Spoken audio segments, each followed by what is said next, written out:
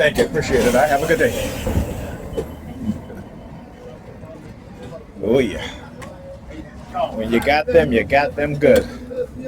When you got them good. Right? When you got them good. Look at the Negropeans. Look at the Negropeans. Engaging in cognitive warfare. Talking a whole bunch of shit.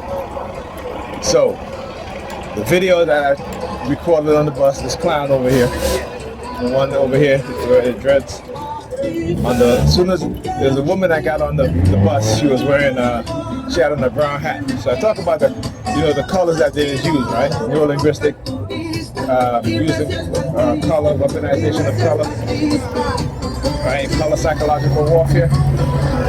So the woman got on the bus with the brown hat on, and he just started talking a whole bunch of shit.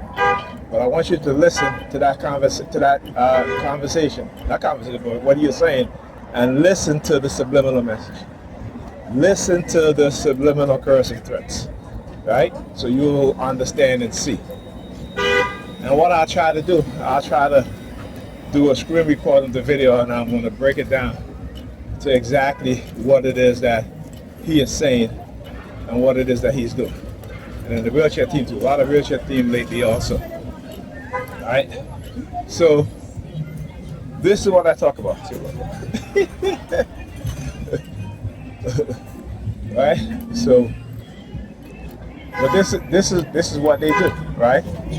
And by doing what they did to me last night, by having my niece poison me, is to do what? Is to create a level of fear and paranoid so they can use coercive psychological threats, right?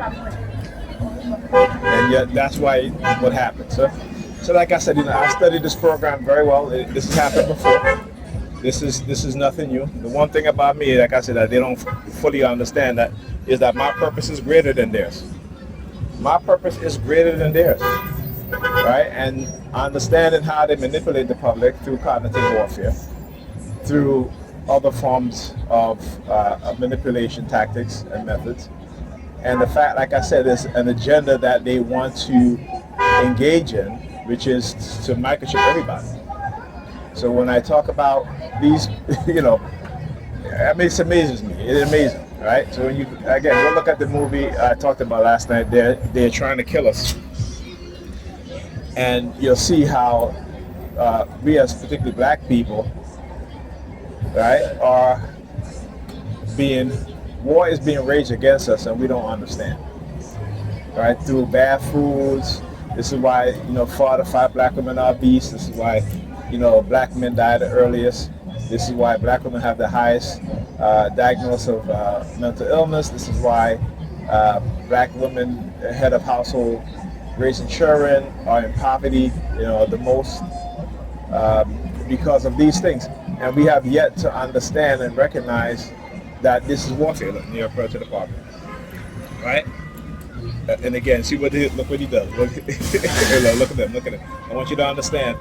Again, using the light-skinned quiches, right? Because this is what they do, right? They use the light-skinned quiches as a means of what? Honey trapping, right? Promising.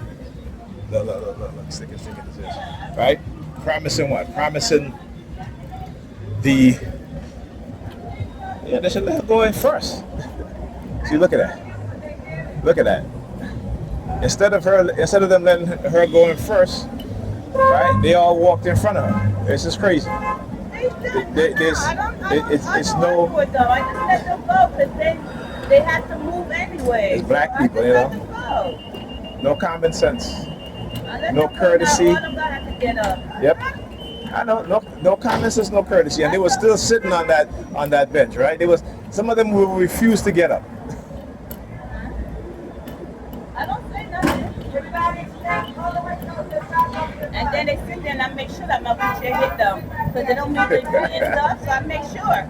I know, it's ridiculous, but this is how they're shaping society, particularly in the black community, that there is no concern or no care. Even the most vulnerable amongst us, even though we are a very vulnerable people, but even people who have disabilities, They don't care. They don't care. It's like I had a conversation with Pam. I was talking about lies told to black women, particularly by white liberals, and also I talk about how black women, being fetishized. Thank you. Being fetishized by white men. And she didn't want to hear it. She's like, why do you care? I'm like, wow.